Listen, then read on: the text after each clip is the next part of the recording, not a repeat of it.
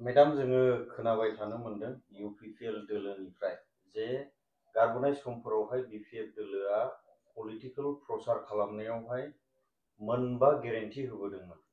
दा दिनैसिमावबो मानो होनो हायाखै बेखौ लोब्बा लाखिनानै इउपिपिएल दोलोनिफ्राय दिनै सेक्रेटारियेट मोखाङाव सोमावग्लुंनाय बा सोमावसारनाय हाबाफारि लानो थांगासिनो दङ।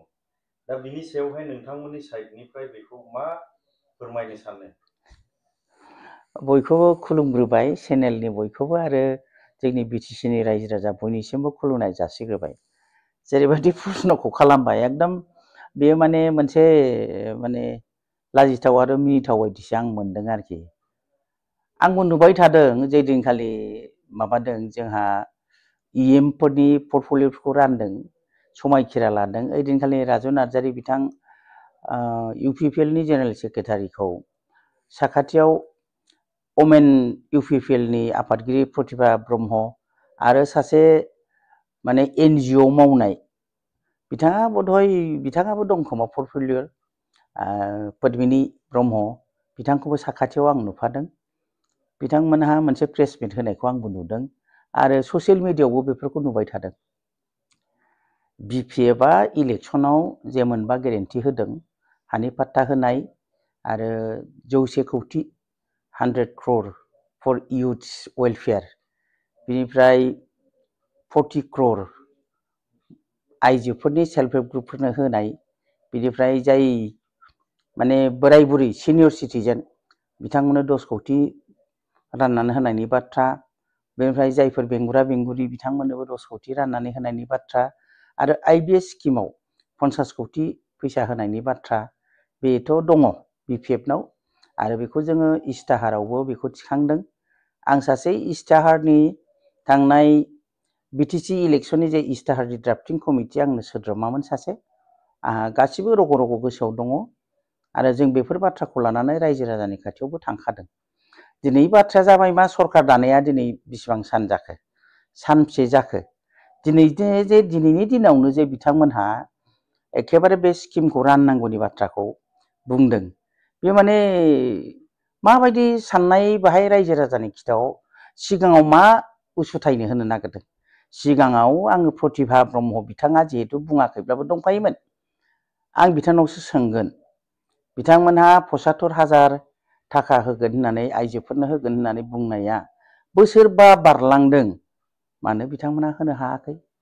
दिनै गुबुननि सरकार फैनाय लोगो लोगो सरकारखौ सालायनो मोननायनि सिगांनो दाबि खालामनानै धरना होनो नागिरलायनाय बा इयुथ्सफोरखौ उसुथायनो नागिरनानै राजु नार्जारि बिथाङा बिटिसि बासि रायजो राजा आरो बर' इयुथ्सफोरनि गेजेराव रायजो राजानि खाथियाव बिमाफोरनि खाथियाव मा मोनसे मेसेज होनो नागिरदों आरो मा मोनसे मेसेज होनाय जादों?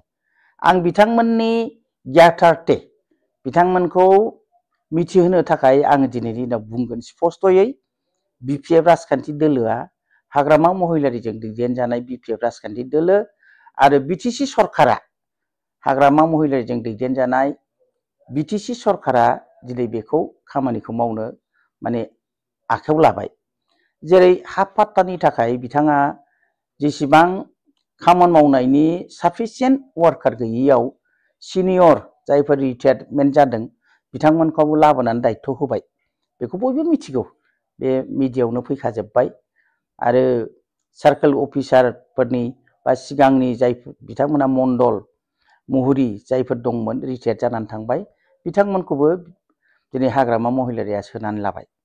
दा बेजों लोगोसे 100 crore बाथ्राखौ लानानै जोंनि बिपिएफनि इयुथ टिमखौ इतिमध्ये टिम बानायनानै होबाय, बिथांमोनहा खामानि मावगासिनो दङ। सेल्फ हेल्प ग्रुपनो 40 कौटि जे 40 crore बाथ्रा बुंदोंमोन बेखौ 50 crore बानायनाय जाबाय। बानायनानै दा उइमेन बिपिएफनि दाराय मोनफ्रोमबो जिल्लायाव मोनफ्रोमबो ब्लकआव दिनै खामानि मावगासिनो दङ।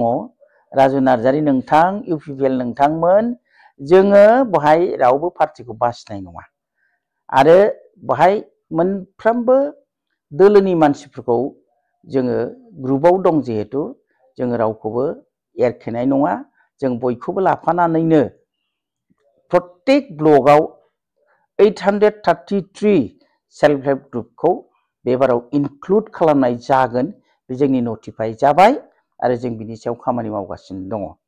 जों बयबो रायजो राजाखौ माने खावलायदों। बिनिफ्राय जे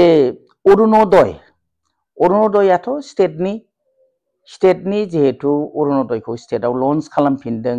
दा बिटिसिआव जोंहा सरकार गैथ'यैखाय हाग्रामा महिलारि सार बिथाङा बिटिसिनि पार्टखौ दोनथ' होदोंमोन थांनाय सेप्तेम्बर मासाव। दा बियो जोंनि गेजेराव फैफिनबाय।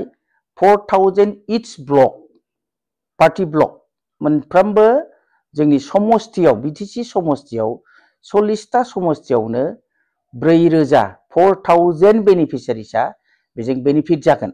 दा बिनि खामानियाबो सोलिगासिनो दङ। बोराय बुरि आरो जायफोरखौ जोङो होनदों बिकलांग बिथांमोननोबो जों फान्ड होनो थाखाय जोङो दिनै सार्भे खालामगासिनो दङ। आरो IBS स्किमाव जायफोर फिसा फिसौ मैगं थाइगं फाननानै जाग्रा, ना हमनानै जाग्रा, अमा दाननानै जाग्रा जायफोर दङ बिथांमोननो 10,000 खरि होनो थाखाय जोंना सार्भेया सोलिगासिनो दङ। दा बिनि थाखाय जोंनो बोसोरबो नाङाखै, बिनि थाखाय जोंनो मासबो नाङाखै, लोगो लोगो जोंनि बे खामानिया जादों। आरो आंहा फोथायनाय दङ फैगौ डिसेम्बर मासनि गेजेराव बेफोर फैसाफ्रा बयनोबो एकाउन्टआव थांगोन।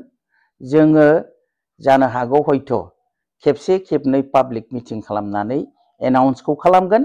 नाथाय जोङो लोब लोब सेल्फ हेल्प ग्रुपफोरखौ दिनै बले बहाबा तामुलपुराव, गाबोन बले बहाबा मुसलपुराव, समफोर बले बहाबा क'क्राझाराव सेल्फ हेल्प ग्रुपखौ रोगा रोगा राजनिति गेलेनानै फैसा चेक रानफ्लानायनि जोंहा दिनै बे थांखि गैया।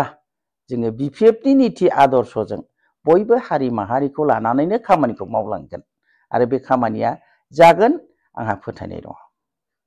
फैबाय थानाय समावहाय MLA बिसायख'थिया जानो थांगासिनो मेडाम। औ।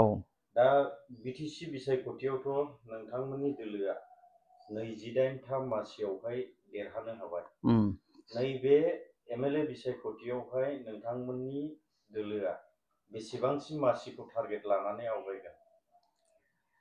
जोंनियाव बिटिसिआव 15टा दा MLA जाबाय डेलिमिटेसननि उनाव। जोङो 15टावबो 15 जनखौ केन्डिडेटखौ होगोन। आरो बहायबो जों जे गासैयावबो देरहानो हागोन बियो रोखा जाबाय। मानो होनोबा दिनै क'क्राझाराव मोनसेल' 12टानि गेजेराव जोङो मोनसेल' ब्लकआव माने जबरदस्त जेननो गोनां जादों। श्रीरामपुराव जेननो गोनां जादों खम भटआव जोङो बहाय देरहानो हायाखै। अब्लाबो पाब्लिकआ जोंजों दङ। बेखायनो जों मोनफ्रोमबो समस्तियाव देरहाखानाय हिसाबै जोंहा गोरलैयैनो फैगौ MLA इलेक्सनावबो देरहाजोबगोन, 15टायाव 15टाखौ देरहागोन होननानै जों फोथायो। आरो जोङो बेबायदिनो रायजो राजानि गेजेराव नैबे जोंनि जे मोनबा गेरेन्टि होनाय आरो इस्ताहाराव जे बाथ्राफोरखौ प्रतिश्रुतिखौ जों होदों बेफोरो हयथ' सम लागोन मावफुंनायाव, जिहेतु फान्डनि खोथा दं, समनि खोथा दङ। अब्लाबो नैबे मोनबा गेरेन्टिया बे MLA इलेक्सननि सिगां सिगां जों होजोबगोन। दा रायजोफ्रा जोंनि खाथियाव फोथायनाय लाबोगोन। थगायनायथ' जाखानाय नङा। बोसोरबायाव जेरैबायदि थगाय जाबोदों बिथांमोनहा, लेखा गोरों गथ'फोरनो 2 लाख होनायखौबो होनो हायाखै। न'खर न'खर साख्रि होगोन होननानै बुंदोंमोन, होनो हायाखै बिथांमोना। आरो जों मा मोनसे नुबावदों, जेला VGDC अफिसखौ माने BPFनि आखायाव लाबोफिनदों, अब्ला VGDC अफिसफोरनिफ्राय लाख लाख अरुणोदयनि फर्मखौ गारलाबायनायखौ जों नुदों। दा बे बेलायाव बिथांमोनहा जे UPPLनि फारसे एखेबारे फोथायनाया गैसिनला आरो नैबे MLA इलेक्सनसिम आरोबाव थासिनबावनाय नङा। बेनिखायनो जोङो 15टावबो देरहागोना बे रोखा। जे BJPजों एलाइनआव दं होननानै, NDAजों दङ होननायखाय एलाइनआव फैगोन हयथ' साननो हागौ। नाथाय जोङो BPFखौ BJPआसो सापर्ट खालामदों। BPFखौ BJPनोसो दरखार जादों। जोङो सेन्ट्रेलावबो स्टेटआवबो BJP सरकार दं जिहेतु जोंनि बे BTC ओनसोलखौ जौगाखांनांगौनि सार्थ आरो बिटिसिखौ बासायनांगौनि 6 शेड्यूलनि प्रभिजनजों जोङो बिटिसिखौ खुंनांगौनि सार्थआव जोङो दिनै एनडिएआव हाबदों। नाथाय जोंनि बहाय सिट शेयारिं बा जोङो सरकारावसो एलाइन दङ। नाथाय बिटिसिआव जेरैबायदि जों हारसिंनो गेलेदों, जोङो बे फैगौ 26नि जे एमएलए बिसायख'थि जागोन बहायबो जों 15थायाव 15ता केन्डिडेटखौ बिपिएफआ होगोन। जेसेबांनाखि डिपार्टमेन्टफोर दङ बियो दिनैसिमावहाय माबायदि कन्डिसनसिम आवगायनानै दङ बा माबायदि साक्सेसफुल जानानै दङ? दिनै मोनसे सरकारखौ खुंनांगौब्ला जोंना 6 शेड्यूल प्रभिजन हिसाबै गावखुंथाय गोहो जोंनाव दंखाय भिजिडिसिआ जोबोद गोनां। ओंखायनो हाग्रामा महिलारि बिथाङा सरकाराव फैनाय लोगो लोगो मोनफ्रोमबो ब्लकआव भिजिडिसिखौ दाफुंनानै लाबोनांगौनि बाथ्राखौ फोसावखाबाय। बे हिसाबै ब्लकफ्राव माखासे ब्लकना क्लियार जाबाय, खिन्थु अफिसियेल नटिफिकेसन जायाखै। दा एसेखिनियावनो नैबेबो जोंनि थाखाय जोबोद मोजां जे जोङो इस्ताहारावबो होनाय दङ आरो जों बुंबाय थादों जे हाग्रामा महिलारि बिथाङा बा बिपिएफ राजखान्थि दोलोआ आइजोफोरनो 50% खथा होनाय जागोन।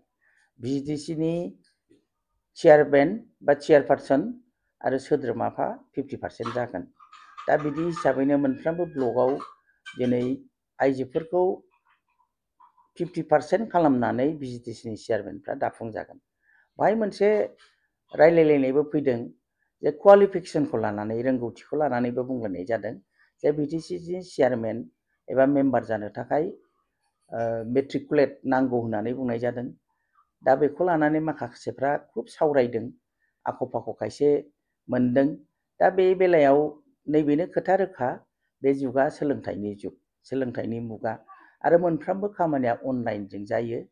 दा ओंखायनो जोंबो बिपिएफ राजखान्थि दोलोआबो भिजिडिसिनि चेयारमेनखौ लेखा गोरों बुरजाथार नङाबाबो मेट्रिक पास जानायखौ जों लुबैदों आरो बेबायदि हिसाबै सरकाराबो नटिफाइ खालामदों।